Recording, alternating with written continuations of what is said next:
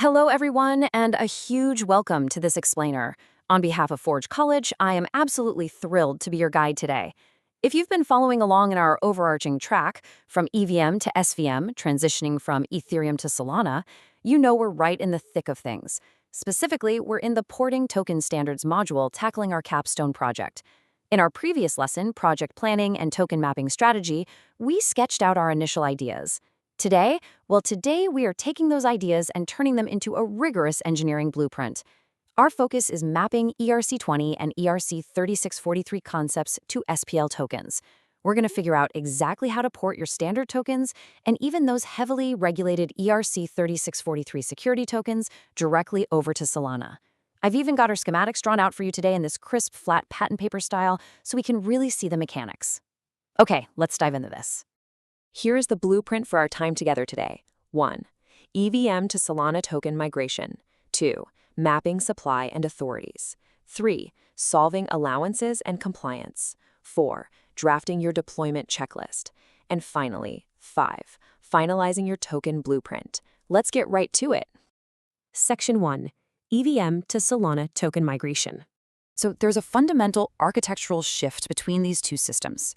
Think of this as, well, the ultimate engineering challenge.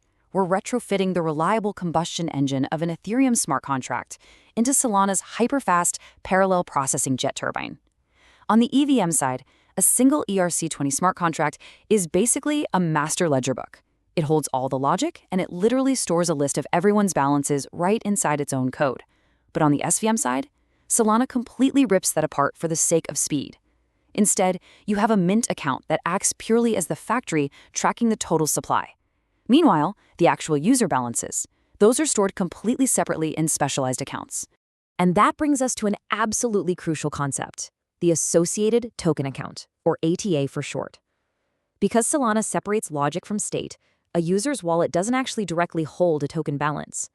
Instead, the wallet owns an ATA. I kind of like to think of the ATA as Solana's incredibly pedantic, highly organized filing system. Like if you want to hold USDC, your wallet needs a specific USDC filing cabinet. That's your ATA. If you're porting an ERC-20, you absolutely must account for the fact that you aren't just sending tokens to a wallet address anymore. You are sending them to that wallet's specific ATA. It's a subtle shift, but a massive one for your architecture. Moving right along, Section 2, Mapping Supply and Authorities. And this brilliantly illustrates the direct one-to-one mappings we need to make. On Ethereum, you're used to concepts like total supply, mint, and burn. On Solana, the exact equivalent is the SPL mint accounts supply, which is managed by a specific mint authority. Now, if you have a pause or freeze function on Ethereum, which is super common for security tokens, that maps perfectly over to Solana's freeze authority, which can literally lock individual token accounts. So you aren't actually losing any functionality here, you're just assigning it to dedicated authorities on the Solana side. But that raises the question, who or what actually holds that mint authority? You've basically got three strategic choices here. A single key is simple, sure, but it represents a massive single point of failure. A multi-sig spreads out that risk by requiring multiple signers, but it definitely adds operational complexity. But then there's the third option, a PDA, or Program-Derived Address. This is usually the absolute sweet spot for regulated issuers. Why? Because it means a smart contract program acts as the authority, making your entire minting process 100% programmatic, auditable, and transparent, right on-chain. All right, Section 3, Solving Allowances and Compliance. Now, if you're an EVM developer, you're probably looking at the SPL standard right now and screaming, wait, where on earth are the native allowances? Like, where's my approve? Where is transfer from? Well, the SPL token acts a bit like a stubborn bouncer. It simply does not have those native allowance capabilities built in. It expects the actual, literal owner of the ATA to sign for every single transfer. No exceptions. So how do we actually replicate ERC-20 allowances? We have to engineer some clever workarounds. You generally have two primary paths here. Path 1, you can deploy an escrow program. Think of this like, valet parking for your tokens. The user deposits their tokens into an escrow, and the program manages the allowances. Or Path 2, you use an off-chain allowance record combined with a delegated temporary PDA. Basically, the token owner grants a temporary power of attorney to a program to move a very specific amount of tokens. It's definitely a bit more complex, but hey, it's entirely solvable. Okay, but what about ERC-3643? This is the strict standard for permissioned regulated tokens. To bring that level of compliance over to the SVM, we actually layer 3 distinct things. First, the native SPL freeze authority, so we can halt trading if necessary. Second, we utilize the incredible new Token 2022 extensions. These are amazing because they allow us to bolt on native transfer fees or hooks. And third, we deploy a custom compliance program to check allow lists or KYC statuses before a transaction is ever allowed to settle. Which leads us perfectly into Section 4, drafting your deployment checklist. To make this really concrete, let's look at a real-world scenario.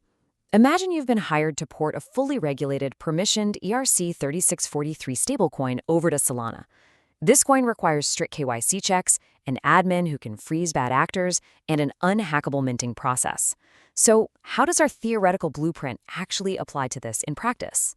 Let's follow the logical progression of our checklist. Step 1, configure the mint supply. For this, we'd assign it to a PDA, so our minting is purely programmatic. Step 2, we restrict transfers to ensure only verified KYC-approved users can receive tokens.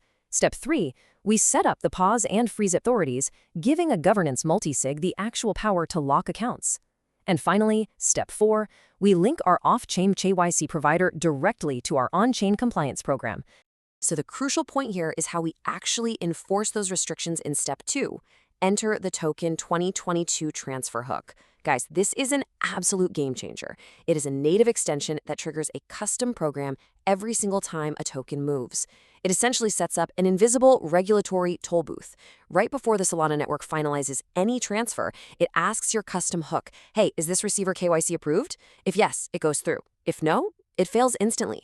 This is literally how you enforce ERC-3643 whitelists on Solana. Let's look at how this builds into your actual logic. If you look at the TypeScript helpers in our course material, the logic is wonderfully straightforward.